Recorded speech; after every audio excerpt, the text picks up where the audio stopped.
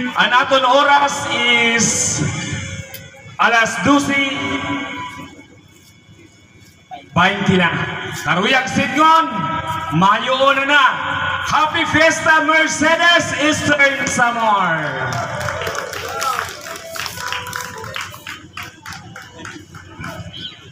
Okay, tungod-mangod kay fiesta na. Oras na gihapon para tawagon naton yung pagpasayaw anamon idinadasig nga may handong to mga kasangkayan. Ikmasayaw yan ang minuto, waray ba kundi Honorable Edwin B. Caminales, the Municipal Mayor of Mercedes.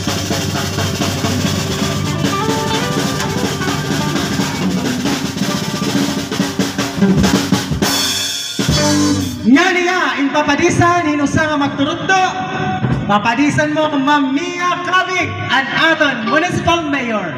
Aminudo, Maestro.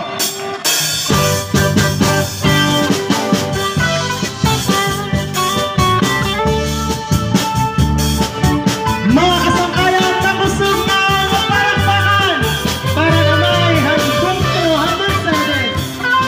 Honorable Edwin B. Caminales. Lula kami nga trabahante, laging kuhan ni Purman sityo kay umran. Itamon ro mga libo, itamon karpentero taga Paraiso. Amon Purman in kabuutan, isan diri pa oras kami pinapaundang. Kami nagtratrabaho, masirang at mauran. Saling tulugod yung pagtapos, itamon Purman. Ang ginawin nga awat ng pentero nga taga Mercedes. Dirigod man na buhi kung diri eskwalado, tulugod yung kamasilan, ini nga tao. Salit mahusay good, iya magtrabaho.